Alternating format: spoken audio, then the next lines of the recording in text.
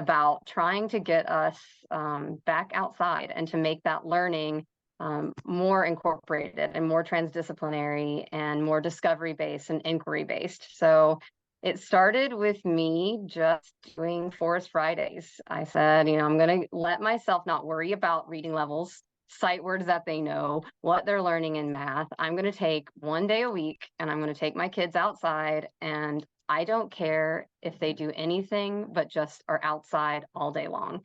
And what I quickly realized is that, all of my fears of not being able to meet those academic needs really just kind of went away, because there's such a wealth of learning and depth of learning that can happen when you're outdoors. And I'm sure many of you see that in your gardening and working in farming, like you're learning constantly. You said, Lorraine, that you're just starting your journey, but you've been deeply immersed in it as your hands are in that soil and you're learning and growing. And so yeah, it's just been really awesome this last few years, focusing solely on that. And after those Forest Fridays, I expanded to every single day was outside all day, every day, hiking all over campus, and trying to figure out how do you do bathrooming, how do you do winter, how do you do rainy days, how do you set routines and expectations when you're outside so that there is this discovery time, but times to come back together.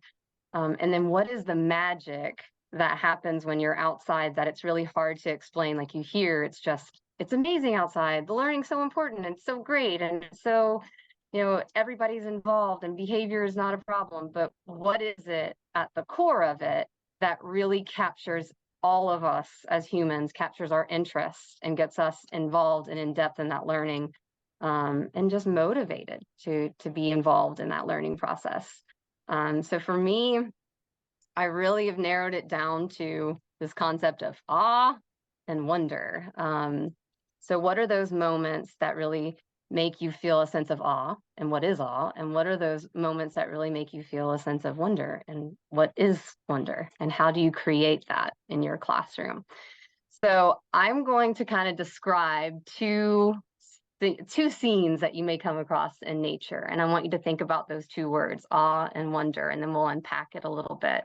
But as I describe these scenes, I want you to kind of picture which one really inspires awe for you and which one really gravitates towards that concept of wonder. And we'll intentionally unpack it afterwards. So if you're like, well, I don't know, just take a minute to think about those two words first, awe and wonder. And then I want to explain these things that you may see in nature. So it is a beautiful morning, and I'm waking up and I'm walking outside, and I come across the sky starting to light up. I'm facing the east, and I see the sun rising up over the tree line. And I see different patterns in the clouds, and it is every color that you could possibly imagine against this tree line that you would see in a sunrise.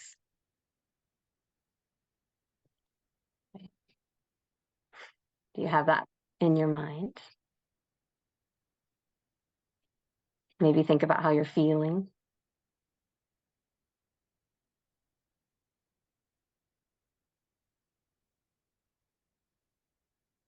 Okay. And then the other image I want you to think about is you've come across a patch of milkweed, beautiful green plant, and you notice all these holes in the leaves.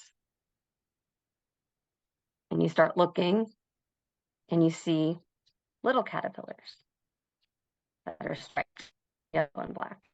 And you see bigger caterpillars and even bigger caterpillars. And then you look a little further and you see a little green casing that has dots along it. And then you look further and you see what looks to be like an empty green casing, because it's just hanging there clear and looks like it's been torn open.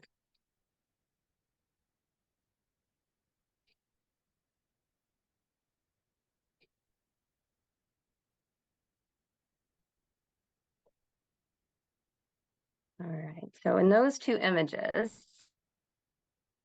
in your mind, which one would you think inspires awe?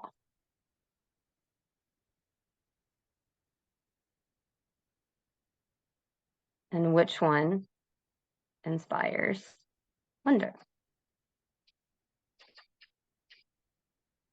And would anybody want to share out if you have a thought? Maybe we can start with awe. Which one inspires awe for you?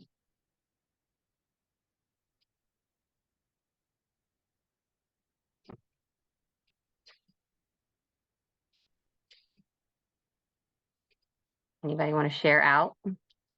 The sunrise. Can you tell me more, like why that feels like awe for you? So you asked us to reflect on how we were feeling when we imagined that, and I got a sense of pausing, of breathing and absorbing, and having this moment of just wanting to breathe in and take in that scene and feel that the presence of that energy and that light just moving into me, and that felt like I was witnessing something magical. And so since Does that resonate with anyone else? Kind of similar feelings for you? Yeah, Anyone think of it differently? Yeah, for you, Viola, same thing. same thing. And I'll add one more thing to that, is that usually in the morning, just as the sun rises, my little outside kitties come looking for food. And that's the time to sit there and enjoy and watch them, just how much they love that food. I've been on an empty stomach for like 12 hours. And so that is like, it's just, it's just that moment when you feel like that sunrise just kind of captures this idea of something new is happening, and then you start feeling with anticipation what that wonderful thing is that's going to be new, that's happening. So all those feelings were coming up as you were describing that sunrise and the trees in the background, because I have the same thing here.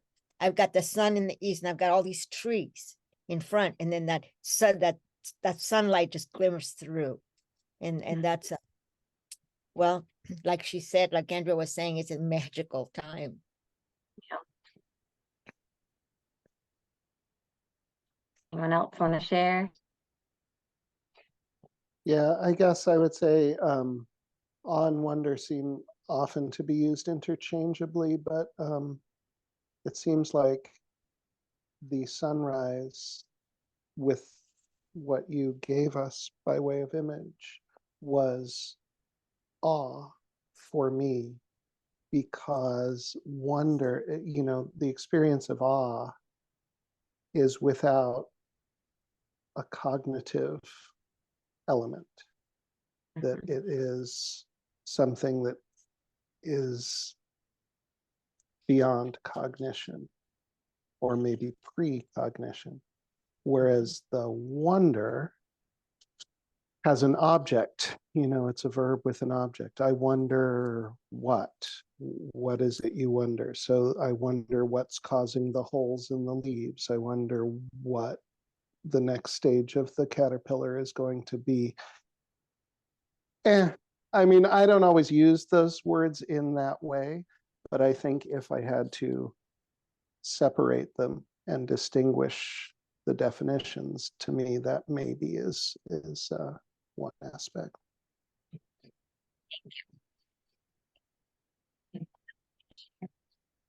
So yeah, for me, the awe moment is a lot of those things that you described and so beautifully described. It's that pause and observe. You're standing back, and it makes you feel small yet kind of connected to this world in a different way. It's across all age levels. The tiniest of the tiny can be out there and not really have a lot, like you said, precognition, not have a lot of knowledge that they're coming into this world with, but they can still experience and just kind of be taken aback by the sensory experience, whether it be visual or smell or auditory. And it really is that thing that just, it inspires you to realize, I guess, that you're connected to this world in a different way. And it can even inspire cooperation. That's what I see in the classroom. When kids are taken aback by nature, they're all of a sudden more invested to care for it. When there are these moments of like, wow, I don't know what's happening. It's so beautiful, or it's so interesting, or it's so amazing that I want to protect it. So it's that cooperation that comes into play too in that awe moment. And then that wonder is, you know, that questioning, the curiosity, recognizing that there's a gap between what I know and what I'm curious about. And it's really that driving force. And a moment of awe can quickly become a moment of wonder. You just have to add that questioning piece into it. And so for me as a teacher, sometimes, and I'm a talker and I ask a lot of questions, and Andrea, you know, I'm a talker. I grabbed you the last we were around each other. Like, I need to recognize that there's an importance in just letting things be and just sitting in that awe and letting kids be inspired and taken aback, and just sit and be with it. And so that's why I sometimes, you know, I'm hesitant to distinguish between the two, but then I really start, for me, it resonates to separate sometimes, say, well, this is a moment of awe. We just came across a deer on the trail, and I don't need to ask any questions about it. I don't need to highlight anything about where the tracks, where did it come from? What direction is it going? What did it eat? I can just sit and be in the moment with it. So that's an interesting way that I've, you know, started shifting my thinking about it. And then I absolutely love being in the wonder world because it's all that questioning, all that curiosity. It's what drives the learning. It's what helps me stay curious. And every single day I'm out in nature with kids, I see something that I haven't seen before, or they notice something that I've never seen before. And I'm learning right beside them and modeling that curiosity and questioning with them. So I think it's an interesting thing to look at it. Either one, you can cross those lines between wonder and awe, but can you find intentional times in your day to separate them out and use them to really drive that learning and curiosity, or that awe and connection and cooperation in your classroom too? So does anybody have any examples in their worlds of what like a moment of awe might be? Something that would take you back, make you pause or drink it in. That would be moments to look for when you're doing nature-based teachings.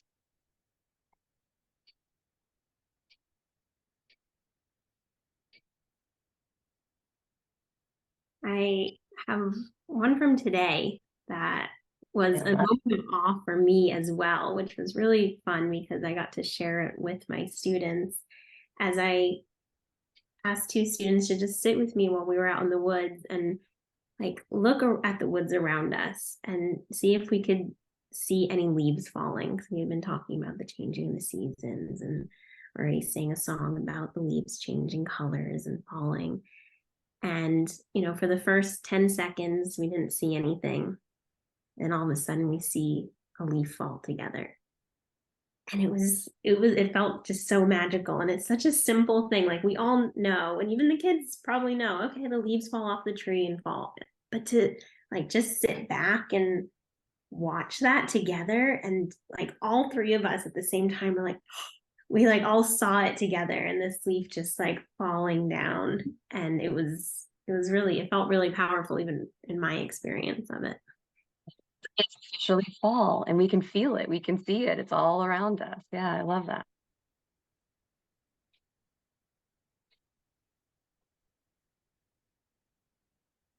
I've got one more too. I'll share about, because I know you don't have the 3-year-old, and I had our 3-year-old come over after him and some of the older students were milking the goat.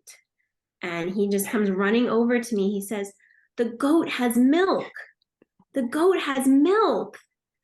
And it was, I think that for him was just a moment of awe. There was no questions or like, you know, how do you do that or why, but just like, wow, this animal has milk.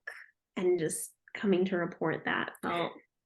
And he will probably remember that. the first time he realized that a goat has milk. He'll remember that forever because we can all think back probably to times in our life where we experienced something that just took us aback for the first time. And it, like you said, it still happens daily. And that's one of the magical pieces about working with children is they keep that awe and magic in our lives when sometimes as adults we get caught into our, our routines and our rhythms, and we don't think about around us and how special and magical it is. So that's wonderful. One of my favorite examples of this is a little girl when I was teaching kindergarten. Her name was Annabella, and it was a very, very, very windy day. And we have a high spot on our campus, the High Meadow. And she was standing up there and she was just threw her arms back and she was just like this. And I was like, Annabella, what are you doing? She goes, I'm drinking the air. And it was such a beautiful moment. And, I'm sitting there wondering, like, what are we going to do in the next 15 minutes? Where do we go from here? Who needs to go to the bathroom? What snack do we need to have? And as I watched her, I was just like, look at that. That is so beautiful. And it's like, it's become one of my phrases of like, don't forget to drink the air. Like, as I'm moving through this world, don't forget to stop and appreciate something as simple as the wind blowing on your face, and don't forget to drink that air. And I love that example of it, and I carry that with me. That was probably 5-6 years ago, and I remember it like it was yesterday. Yeah, one thing I'm thinking about is Waldorf educators that I've worked with in the past have had a particular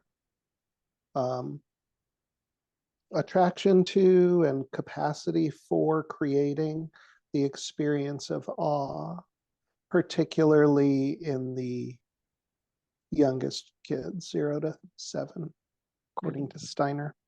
And I think nature-based settings have a unique potential for providing that experience, and I think it's a lot about scale, just the sensation of something that's so big, whether it's a tree or the sea or a beach or the ecosystem or the number of gnats, in the air or whatever.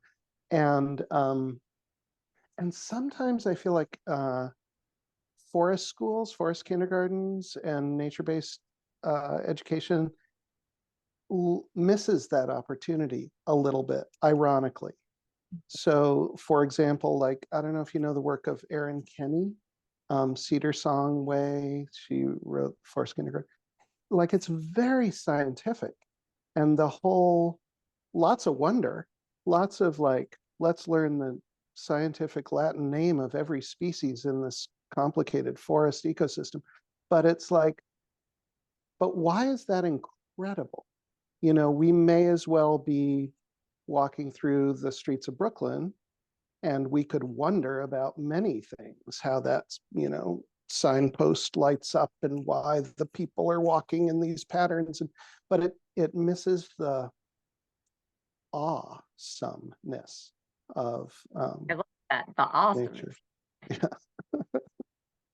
Yeah, and I think a lot of times, I think, and I was guilty of this when I first started, and I still can be, because I'm so worried about, are parents going to be concerned about the academic piece? Are they going to be worried that their child is not being challenged enough or learning all the standards that they need to learn? So a lot of times what I see in nature-based programs is they are trying to justify that the work that they're doing is meaningful, is rigorous, is academic. And so you start pulling in all of these scientific names and concepts, and those are important, and it's important to include, but it's also equally as important to have that magical, awe-inspiring moments that really help kids have a context for what they're learning, and really, like, why do I care about the scientific name of this? Why do I care about, the process behind this? I first need to be curious about it. I first need to be taken aback by it. I need to just be connected to myself in this world and understand that I'm in this world and that context of it,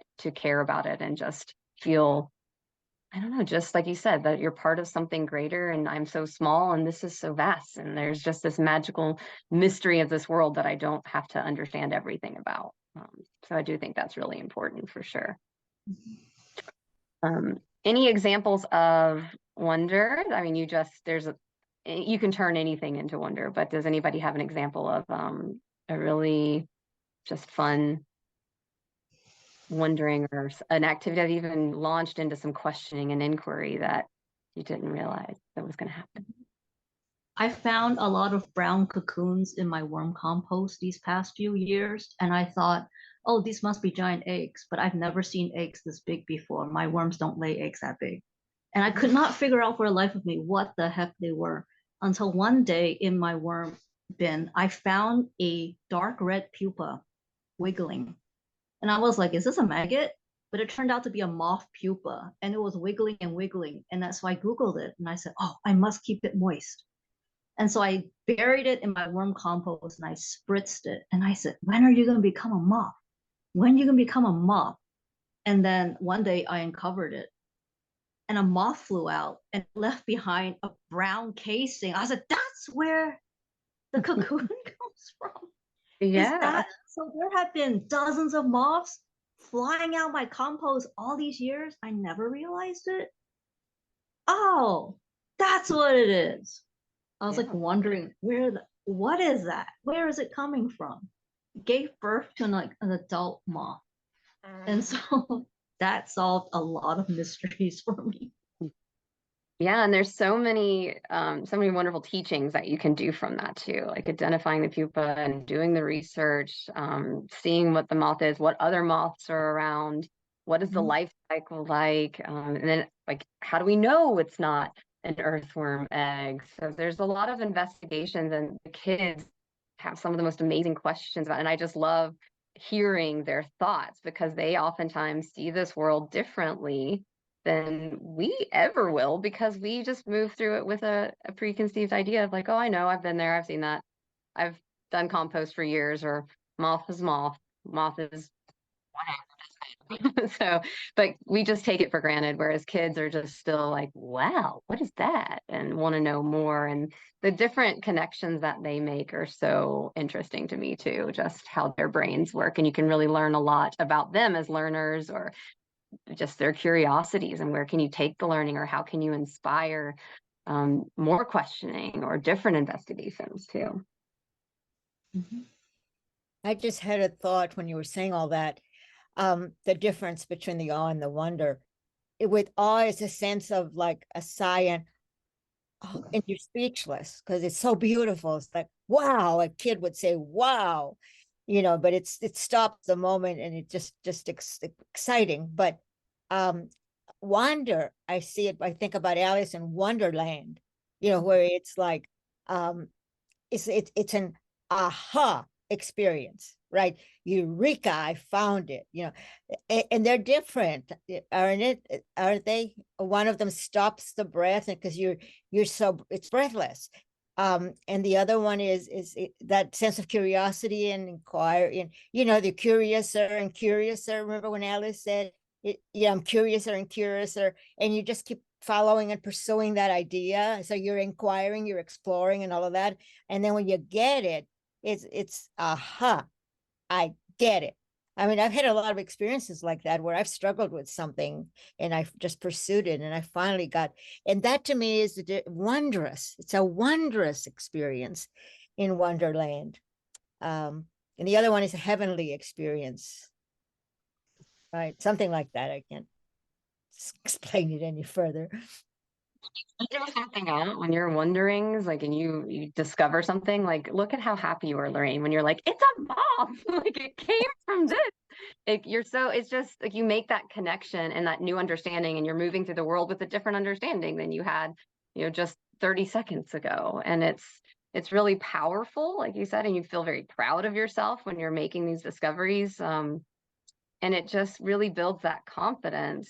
And I love having moments of awe and moments of wonder in the classroom are just everywhere for me. That's at the meat of it, the heart of it, and what I'm hoping to encourage So that brings me to, how do you create those environments? How do you create a space where there's even the time for awe, or there's the ability for kids to question and have wonder? About that, like, what are you already doing in your classroom that, like, yeah, this is really successful? It's, or what have you seen done, or what do you want to know more about creating those moments in your life, even if you're not in the classroom right now? Like, it's important for all of us to have awe and wonder in our life. So what can you do to create that space and time in your life for those moments?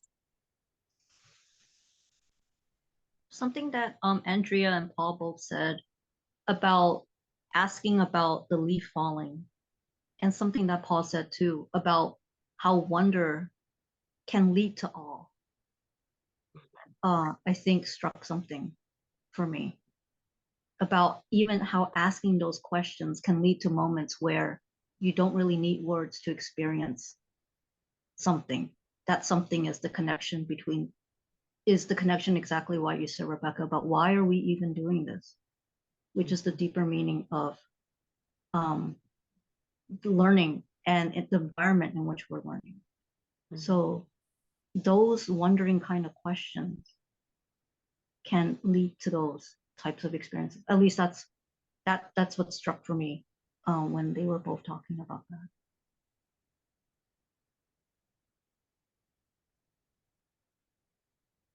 Well, do you want to go ahead, Paul? I won't jump in. Good. Okay, I guess I was just going to say, yeah, if we can find opportunities to suspend our need for learning outcomes and meeting standards and objectives, and looking for those predetermined, predefined, age-tied successes, and just create the opportunities for emergence, you know, for rich self-discovery. And for those unfortunate people who work in high achieving school districts and are, you know, have a lot of pressure to, you know, demonstrate the kids' progress according to the standards and all, it's tough. It's tough to carve those moments out. But I don't think it's impossible, you know. I think it doesn't have to be every minute of every day. But one time I remember that I wrote about once was, you know, the kids were brought down to a local intertidal zone beach area, and, you know, yeah, we looked at the sea stars and the clams and the nudibranchs and whatever, and it was incredible. But then what we took back to the classroom were just water samples, were just like little vials, a cubic centimeter of seawater. And we had microscopes in the classroom. They had had very little instruction about how to use them, focus them, what the goal was, what they were supposed to, you know, observe. That there were guides around the room about like things you might see. But the process of watching kids in small groups, in this case, go from not seeing, not knowing, not caring, not getting it. Like, what's the point? This is just blurry grayness, and they're trying to like adjust microscope dials. This was a few years ago when microscopes had dials. You know, it was just like frustrating. And then one kid saw something, a squiggly flagella of some microscopic paramecium or something. And the chain reaction, the lightning like connections that ensued thereafter, the number of kids going, wait a minute, I want to, how did you do what? And they're showing each other, and then pretty soon other kids are seeing it and seeing it better, and noticing the different kinds of organisms that are in the seawater samples, and magic. and then the kinds of like imagination that it inspires. Like, are these in the water all the time? Are they in the water we drink? I think they're in our eyeballs. Like what, there's, you know, like that kind of just like eureka, as you say, moment, Viola, of, you know, the world opening up through that process of self-discovery and the, I don't know, like exponential growth of curiosity and investment and engagement in education. I think if a mainstream educator could somehow document and communicate simply that, the quality of experience that kids can have when they can have authentic awe, wonder, discovery, project-based learning, like whatever language you need to put to it, but the, you know what I mean? Then I think administrators could appreciate that. Well, you know, set in experiences where someone has told us exactly step 1, step 2, step 3, step 4. So first get your water sample, next, then dial this, adjust the light, whatever needs to happen for the microscope. And immediately it's this prescriptive recipe that takes out the thinking, takes out the questioning. There's kids that have anxieties that are like, I'll never be able to figure this out. I don't even know what to do. I'm just going to sit back and let you do. Versus in that example there, they're getting to test and try and be vulnerable and lean on each other. And, you know, it's that discovery, oh, you are being successful, help me be successful. And it's that collaboration, cooperation that really takes those learning experiences to a whole nother level and makes it such a rich learning experience. So I love, that's a perfect example of that, Paul, for sharing that. Yeah, and it's a good metaphor too. It's I've worked that into a few conversations I've had when I'm like trying to explain what it means to, what is transformative learning? Let me tell you a story. This. Yeah, and for me, the role of the teacher in that is creating a very safe environment for the kids to be vulnerable and not have to know. To be able to test and try and fail, or to even say, hey, I don't know, help me. You know, we've all had those experiences where we're stuck somewhere and we feel like we have to have all the answers, and it prevents us from showing up with the knowledge that we have, or it prevents us from wanting to share or connect. So the role of a teacher, I feel like, is creating that safe space for vulnerability, for the kids to be brave, because it takes bravery to step out and try something new. It takes bravery to say, I don't know. It takes bravery to fail and try again. So I think that's a really important part of an educator, to create that vulnerable space. And so that brings me to my next question. How do you do that as an educator? How do you create a space that encourages bravery, vulnerability, mistakes, trying again, that perseverance piece?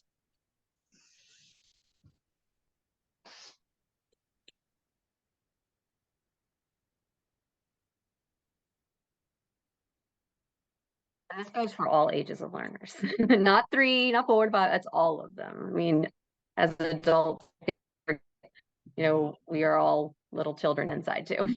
And we also need to feel safe and feel held when we're in a new learning environment and experience too.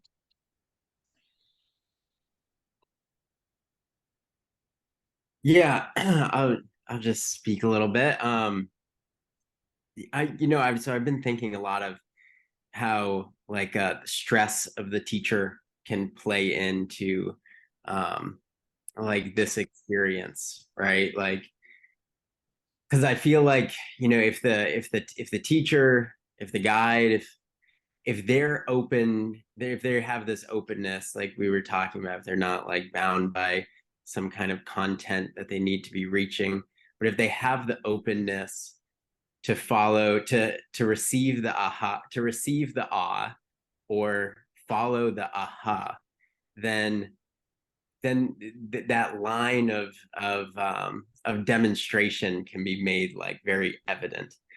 And so it seems like, you know, when I look back at my own life, like the moments where I was under the most stress in my life were the moments were the times periods with the least amount of ahas and ahs in those. so something about the teacher themselves, and then I just think about all these teachers that have so much stress, and it's just like, how are they being, yeah, man, I have such, you know, yeah, such, I guess, respect or something for that. It sounds difficult. And then in terms of like getting, you know, the for the student to have this, like to be instilled to follow this, I mean, I really think this is almost like kind of like a divine quality in a way, like in meaning, like, I don't even know how well I can teach those things, right? It's like I have to trust that they will hear these from within, that they will be open to the awe moment, and they will find the ahas, and they will be encouraged on those lines. Like I mean, I wish I could, or maybe I can, and maybe I'm playing myself short, but like there's something, like I feel that, like I respect, I don't know, there's just something, I don't know, I feel very like humble in my spot to be able to create, you know, those things that you were talking about. For me, you touched on something that's super important: trusting the kids, that they're curious, that they're going to want to learn. They're born to be learners. They are learners. They're natural learners, and that learning process can happen when given the space for that to happen. You know, in the example that Paul gave, you know, we're not creating a perfect environment where all the steps are laid out for you, all the materials are laid out for you. You're giving them some of the tools that they need and stepping out of the way. So it's that trust piece, and that's huge, you know, trusting the kids and trusting the process. And the other piece for me is modeling it all the time. Because kids learn all the time from you and watching you and seeing how you engage in this world. So that excitement and joy and curiosity, when they see that modeled in you, when you embody that, it's infectious. You know, if I walk up and like, here's a butterfly, kids, it's going through the life cycle process, it's very cool, you should just look at it. They're like, okay. But if I am out in the natural world around me and I see something, I'm like, oh my gosh, even if it's something that I've seen before, if I model that curiosity of like, what is this? What color is this even? You know, and kindergartners, which I have spent much of my career working with, are very, very good at the excitement and wonder and joy piece. And they respond so well to that. And I recently have started working with older students, you know, up to 5th and 6th grade. And I was like, do they even care the same about things that kindergartners do? And I realized that I just need to bring my authentic joy into the classroom, whatever it is. And even if it's something that they may not be super interested in, I'm showing them what it means to be interested in something and giving them a space to find their own curiosities and interests. And then it's being invested in their curiosities and interests. We live in a busy world, and a lot of times the kids really just want somebody to slow down and listen to them and hear them and see what they're interested in. That sometimes it's, you know, just watching the kid that's just quietly standing there looking at something, kind of zoned out, and you think they're zoned out and not paying attention, but what is grabbing their attention? Because, you know, it's not just the kids that are so loud and in your face finding something. There's a lot to learn from all types of learners that are out there, even the kids that are quiet, that may not come to you with their discoveries. You can learn a lot from seeing what just grabs their eye. And then just getting on their level and being curious with them, and then helping carry that learning through. You know, if they're really excited about the moth that's in the compost, help them figure out what it is, give them the resources, model that curiosity with them, and help guide them through that process, because they have questions and they may need help to get to that next step. But you want to follow them where they are and not just take over that learning too. So I think that just infectious excitement, joy, that piece of like, it's also have because it leads to some great discoveries. So anybody else have anything to share about, something that works for them, or even going back to when you were a learner where you felt really supported? And that I find myself often going back to when I was a little kid. I can remember times when a teacher shut me down when I brought up something I was curious about, and they're like, "What are you talking about? It's a grasshopper." And I'm like, "Oh no, but I thought it was really cool and I didn't know what it was." But I can also remember all those times when a teacher really supported my curiosity and questioning.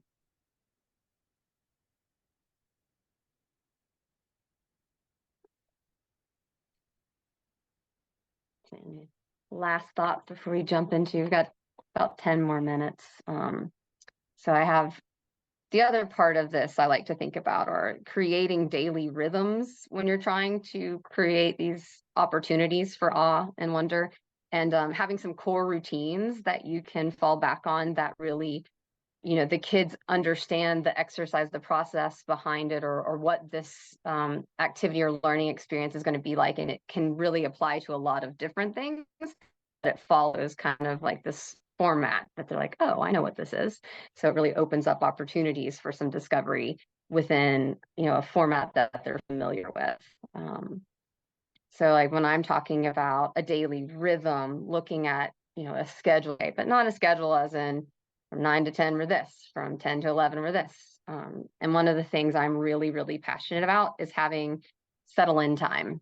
So the first part of your day, and it might not be possible in everyone's learning environment, but if you can at all have 10 15 minutes, even if it's that, it's better than nothing. But I absolutely love having an hour of time in the morning for the kids to settle in, and I absolutely love for it to be an outdoor space that they're doing this, because that's where I find tons of discovery happens, and they have a moment to either sit and breathe, to have moments of awe, maybe check out the sky in the morning or see the dew in the grass. They have a moment to discover with their friends. So that hour is when me as a teacher, I'm really step back and I'm just kind of circulating, seeing what's capturing their eye. And especially for seasonal place-based teachings, it's a really awesome opportunity just to see what's changing in the world around you and to see what the kids are interested in. And that oftentimes can just launch into, a moment in the day, like launch into so much learning. Like maybe we are standing by the I love your example of compost, by the way, because I'm just going to keep using it. But maybe we're over there by the compost bin or in the garden and we're seeing spider webs, or like I said, the frost. The kids absolutely love seeing the frost and where it's forming or what freezes. And all ages, for me, love to just see these things that are happening in nature around them. So I'm really passionate about that settle in time and settle out time, so that there's another opportunity in the day where it is just open exploration and discovery, and it's a way to start and a way to end the day. And I like to think of my days as like these expansion and contraction points, where there's this go and discover and do, and then it's a come back together and share and reflect. And then, oh, well, maybe that made us wonder about something else. So let's go for another hike and go out and explore and do, and then let's come back together and reflect. So those moments, that's kind of how when I'm thinking of daily rhythms, it's how do we start our day? How do we end our day? How do we create space in there where not every moment of the day is just jam-packed full? And how do we have intentional times where we come together to really hear from each other and share those wonderings or share those moments of awe? Does anybody have an example of maybe sometimes when they've seen that, or what's been successful for them, or even how you create it in your own life? It's important for us, even as adults, to start and end our day and have a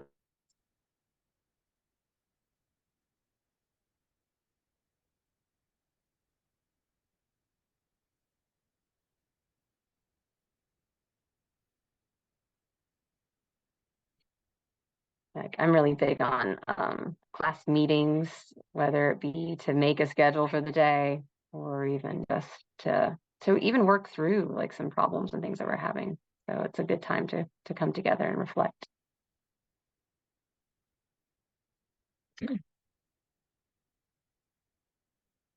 And other piece when I'm talking about core routines, a really easy one that I use all the time, and I see it used with all ages, all the way up to adult. I call them discovery hikes, and we have a discovery mat. So we go on a hike through whatever space it is. And you could do this in the city, you could do it in a park, you could do it in a forest, you could do it on a beach, you could do it anywhere. And it's just slowing down to see what, has changed in a space that you may visit all the time, or what's something that catches your eye. And then we have, a mat where we throw all the things out onto the mat, and then you can sort, you can investigate more, you can ask questions. And even if you didn't find something, there's all these beautiful things collected on this mat that you can then investigate that you may have not even seen. So I find that to be a really easy way to jump into some nature-based teachings. And I use it every age, all year round, whatever environment I'm in. I know you've probably heard of sit spots and finding space in the woods and a space to go to where you're revisiting, regularly to see how it's changing, or just to sit and be and journal. We have a lot of hammock hangout time where we just have quiet, space to be. And that's a lot of times where the kids are really taking in the environment around them and slowing down a bit and being intentional about having those calm moments. We love singing circles and storytelling time, and cooking together, gardening, making tea. All of those can become routines that you build into your weekly or daily rhythms that are moments to connect, incorporate the world around you, and to share, what's going on in your world and what you're discovering and seeing.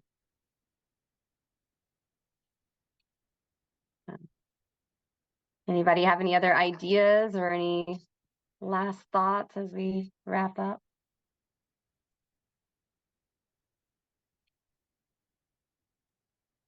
Yeah, I mean, those are great. Yeah, great questions, great resources. Like, I mean, that's amazing.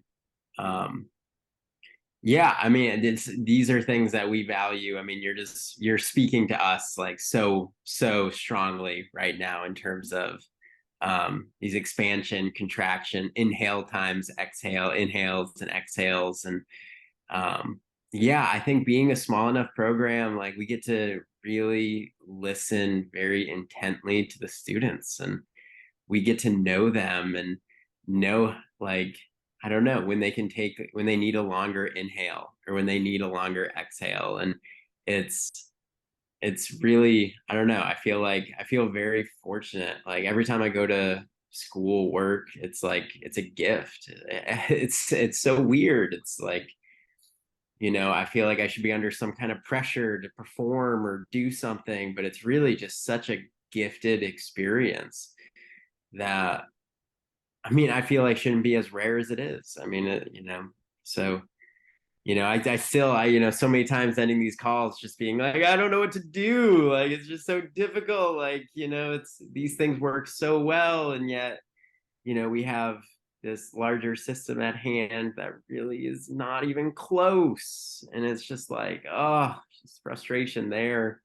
But yeah, I love all this. I love, the discovery blanket and, these other nature activities. I mean, we love being outside with the kids. I mean, there's nothing more. I mean, it sounded like Paul today, you had a magical time. It's like, I don't know. If we knew how like good these were, not just for the students, but also for the teachers. Like the teachers, like we get so much from these experiences, and it's like,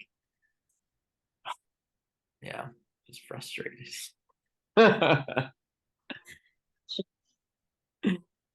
What schools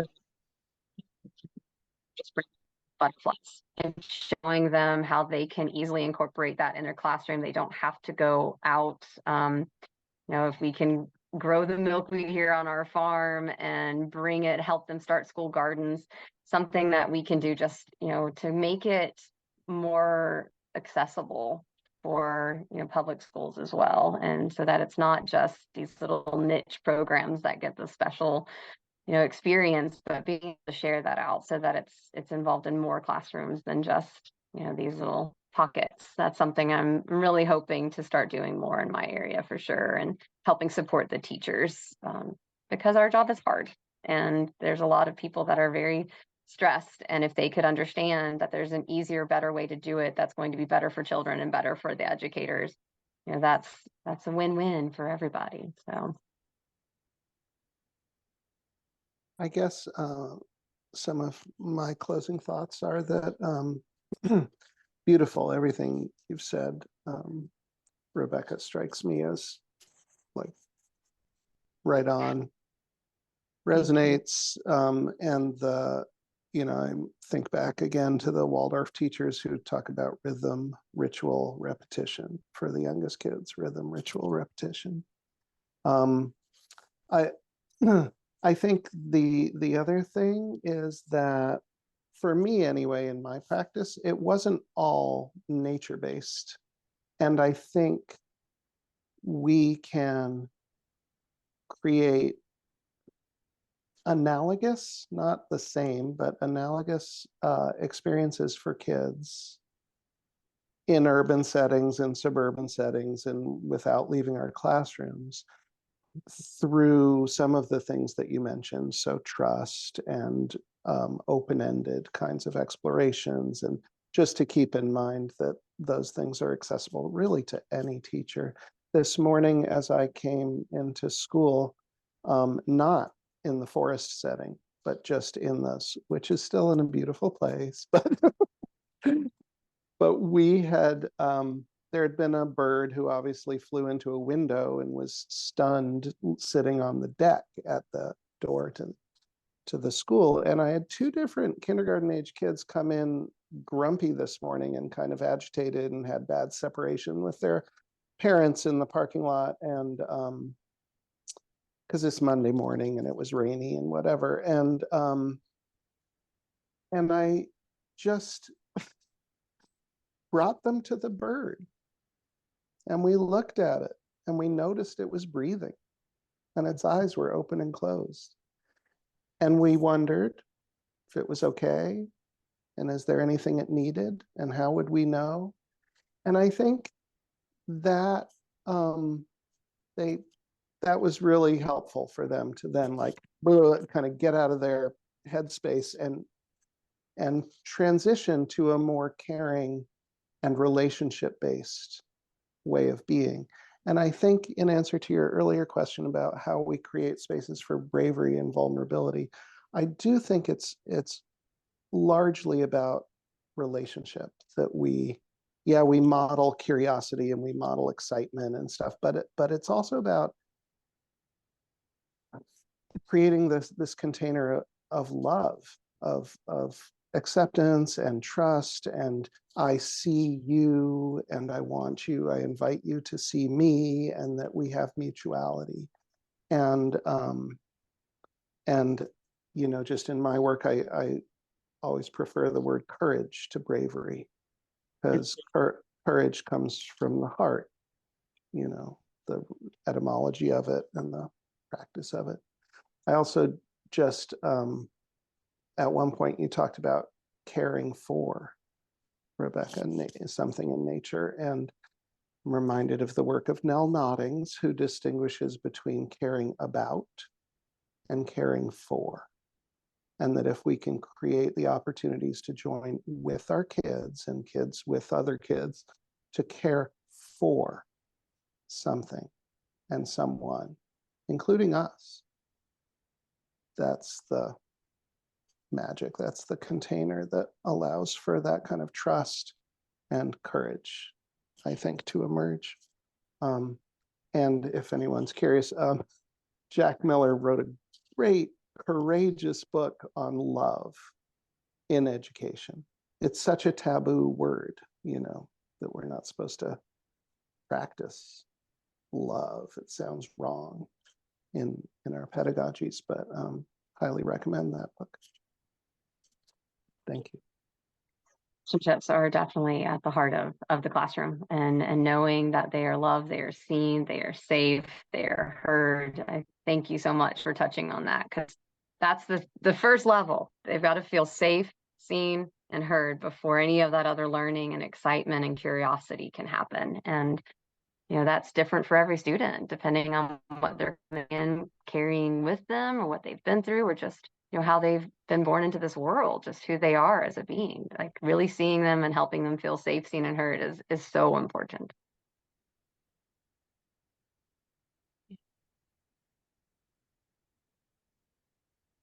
Alrighty. Well, thank you for giving me the opportunity to connect with other wonderful educators. And like I said, I'm in a two-person school right now with our little kiddos, and it's wonderful, but I'm also missing these conversations that really just propel all of us forward and help us have new understandings through others' experiences. So thank you for taking the time to be here today. Ashland in April. Yes. More conversations. Yes, I love it. I love conferences. They're so wonderful. I'll make sure you get that info, Rebecca. So Thank you. yeah, thank you so much for joining us and sharing about everything that you're working with and these reminders for awe and wonder. I know I'm going to integrate some things tomorrow. Well, good. Well, have a wonderful rest of your evening, and hopefully maybe you'll catch a beautiful sunrise in the morning. Thanks, Rebecca. So Thanks much. everyone for being here. Yeah. Thank you so much. Good night, everybody.